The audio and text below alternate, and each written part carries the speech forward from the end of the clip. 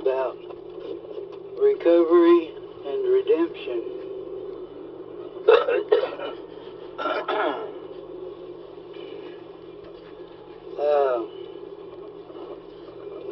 This is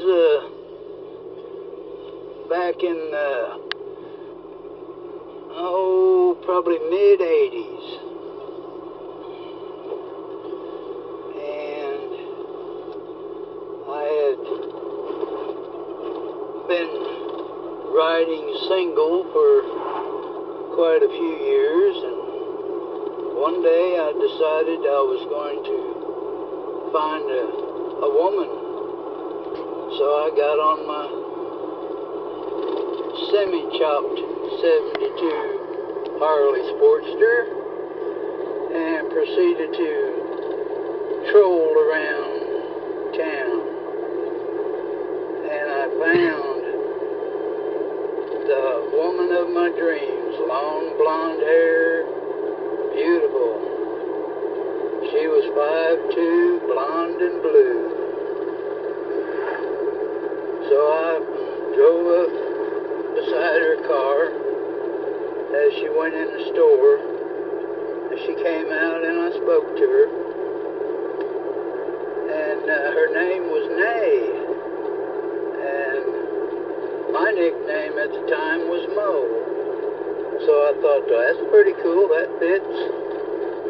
So anyway, we got to talking, and she was homeless. She had her clothes and her dog in the back seat of the car. We talked a while, and I brought her home with me. She followed me home. I was renting a house at the time. I had a roommate that I worked with. So we lived together for probably a year, and then we decided we're going to get married. By that time, we had rented our own house out in the country, and we decided we're going to get married on the back of that bike. And we did. We had the preacher out in the yard, and we had old Blue sitting there, and we took our vows right there, and by God, we did it. So, that was a great start to hopefully a lifelong marriage of happiness and joy. We got done after reception, and we headed off to our honeymoon down in Alabama, where her family lived. And we made it down there after I don't know how many hours, and that was the most sunshine I had ever got. We were both red as tomatoes. And we got down there and we got to play in the ocean because they took us across the Florida border, and we got down and played in the ocean. That was pretty cool. So after a couple of years, and I ended up buying us a house, small house that we could afford, or I could afford. She wasn't working, but she tried. And she always had a girlfriend with her that was kind of hung around with her and stayed with us sometimes. Anyway, those two got together and decided they wanted to go on the road again.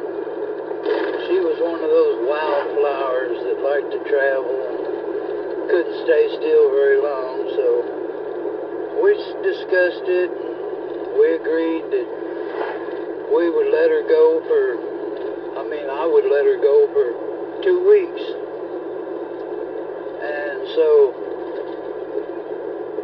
let's see, I gotta remember this.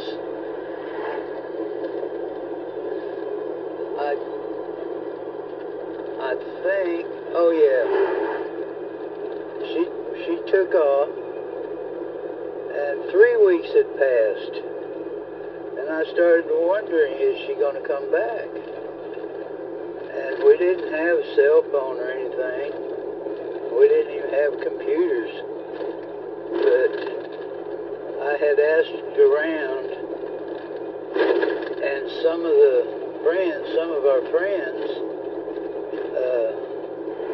told me she was spotted in Colorado. So I loaded up Old Blue, got all my tools and ready for the road trip. I was going to track her down. I told them at work, I'm going to put my job on hold. It was toward the end of September, starting to get cold. So I had no idea what was going on in Colorado, although I'd been there before many times, but it was in the summertime. Anyway, they said, go ahead and do what you got to do, and I took off, headed out to Oklahoma Panhandle. I was bound and determined to find my wife and bring her back home. I needed to recover first, and then go for the redemption. I wanted to redeem our marriage. So I made it through the Panhandle and just got into the edge of Colorado, and I hit a snowstorm, and it was the middle of the night, around midnight, and it was cold. The roads had snow and ice on them. I could only ride maybe 5 miles an hour, and I'm putting along there, and the tumbleweeds were blowing across the road, hitting the bike, and I thought, holy cow, I need to get off of here. So I pulled off into a restaurant that was 24 hours, and I walked in there frozen to the bone, the coldest I've ever been in my life. And I sat down. I was going to order me a cheeseburger and warm up. Well, the owner came over, and he sat down. I was telling him my story, that I was hunting my wife. She had run off, and I'm going to go find her and bring her back home. But it's so snowy and slick out there, I don't know if I can do it. So he started talking to a friend of his that was a trucker. Him and his wife happened to be there, and he offered to let me put my bike in his barn, lock it up, and then hitch a ride with the truckers to Denver. And I said, no, that'd be great. And so I finished my cheeseburger, walked put the bike in his barn, chained it up.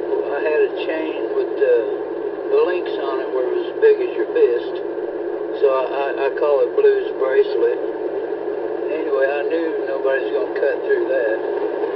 So I covered it up, chained her down. I met the trucker and his wife. They had a beautiful brown dog-hide calf with sleeper and everything. So we headed off to Denver. I told them my story. And we got to Denver, and he said he wasn't going to, that was as close to town as he was going to get, and he dropped me off. So all I had was my leathers and my Bible in my hand. And I hopped out and thanked him, and I started walking. And I knew she was going to hit the bars because she loved to drink her bourbon. So I started out the first bar I saw, and I pulled in there, or I walked in, and I flashed him a picture. I said, have you seen this girl lately? And he says, no, I've never seen anybody look like her. So I said, thank you, and told him my story, and walked down the road a little bit further, carrying my Bible, and it was in a case, little carrying case. But I'm just walking along. I come across another bar. I go in there and I tell them the story and I show them the picture. after about the third or fourth bar, I finally got a lead. The old boy said, yeah, I've seen her in here, but she's got a different hat now, because she used to wear a railroad engineer's hat, dressed in army khaki pants and army boots. And anyway, he said, she's got an old mountain hat now. And I said, oh, really? So when I heard that,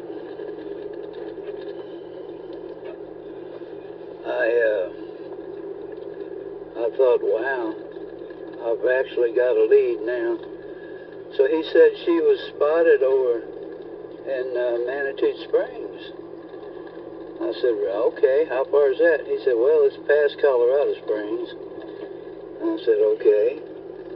So I walked, and halfway to Colorado Springs, I got picked up by a couple of women, and I told them my story, and they wanted to party, so they rolled a joint and tried to get me to have some, and I told them I didn't have time for that, and they saw that I wasn't the partying type, so they got me to Manitou Springs, or pretty close,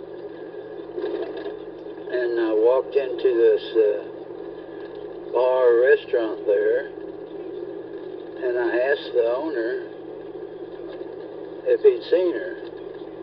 He says, yeah, she comes in every now and then. I said, oh, that's great. And he said she hasn't been here in about a week. I said, okay. So I went back, walked back, I hitched a ride and got a ride back to Colorado Springs, and went into another bar, and it was something I'd never seen before. This bar had families in there with children, and they were sitting around having a Bible study, and it was the coolest thing. I thought, wow, this is different. So I started talking to the owner there, telling him my story. And he offered to put me up on his couch until I could get my bike back and I wouldn't have to walk around. He even gave me a job, let me sweep up the bar to make a little money, and he fed me, and of course I didn't drink, so that lasted about 4 or 5 days, and he finally said he had a friend that would give me a ride back to the barn that I left my bike in, so I could get it and have a way of getting around. So that was great. He took me there one morning, and Blue was still sitting there just the way I had left her, and I thanked the owner of the restaurant for letting me use his barn, and I got on Old Blue and headed back to Colorado Springs, and I went back to the buddy that was giving me the job in his bar and let me sleep on his couch, and I stayed with him a couple of more nights and helped him out in his bar, so I made a little money, and I told him it was time for me to go find my wife, so I hopped on Blue, and I was heading toward Manitou Springs, and I decided, well, if she's not there, I need a place to camp out, because I didn't know anybody there. And so I went in there and parked Old Blue out front in case she came along, she would recognize her, and she'd know I was in there. Well, the first day, I played pool in the back room for a while, and I was approached by a group of 3 women. They started talking to me, and they wanted to play pool and take me upstairs, and I said, no, I don't cheat on my wife, so I did play them a game of pool, and of course they lost because I used to run a pool hall. And little did they know, hell, I could play pool one-handed and still whip their ass. But anyway, it was, she didn't show up, so I got on Old Blue and I headed toward the Garden of the Gods, because I had heard of that place, but I'd never seen it. And on my way there, there was a nice river alongside of the highway, so I found me a nice clearing and put up my tent and camped out alongside that river. And I didn't have any food, and I was getting real low on money. So I went into this little convenience store and I bought me a package of Twinkies. And that package of Twinkies, it just had 2 Twinkies in it. And I lived on that package of Twinkies for 2 days. That's all I had to eat. I would take 1 bite for breakfast, 1 bite for lunch, and 1 bite for supper. So I lived on 2 Twinkies for 2 days. And after that, I went back to Manitou Springs, checking on her again. And I was in the back room, playing pool. And I ran out to the front. I didn't run, but I had to go to the bathroom, so I walked across the hall. And as on my way to the bathroom, I glanced down the row of booths across from the bar stools at the counter, and I saw her. She had on her brown mountain hat, and there she was sitting there with about a half a dozen of her friends. And I just stood there, and she glanced up, and she says, "Mo, what are you doing here?" I said, "I'm looking for you to bring you home." And she came running up that aisle and jumped up into my arms. And we hugged and talked it out. And she ended up telling me that she had to go over to her friend's house and finish up some business, and she'd be right back tomorrow. So I said, okay. So I went back to my little campsite along the river and met her there the next day. She got on her spot on Old Blue behind me, and we headed home. And we were talking, and we weren't mad at each other or anything. I'd forgiven her, and she was ready to come back home. The problem is she had a pain in her stomach, and this was around Thanksgiving. So when we got home, or halfway home, she couldn't ride. It hurt so bad. So we pulled over in a rest stop, and we talked to a trucker.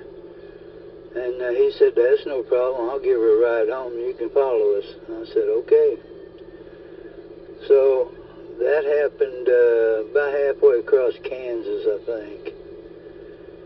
So she gets up in the cab with him, and I follow the truck all the way to Tulsa. And she gets out, gets back on Blue, and I get her home. And the pain got so bad, I ended up taking her to the hospital. And they operated on her, and she had a big old gallstone. And they said it was the size of a grapefruit. But they took it out, and she spent about a week in the hospital there recovering. And it was Thanksgiving, so she had Thanksgiving in the hospital. And after she got out and recovered and everything, it was a couple weeks later, she said she wanted a divorce. And I said, what?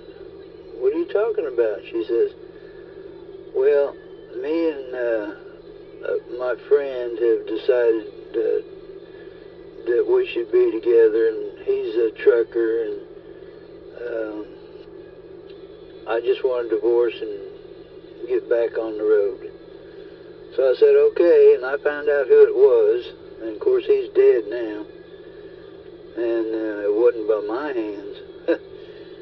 But I said, okay, so I took her to the truck stop and bought her a Kentucky Fried Chicken dinner and gave it to her, and I said, here you go. I love you, and you be safe. So I watched her climb out of my pickup and walk over to the diner.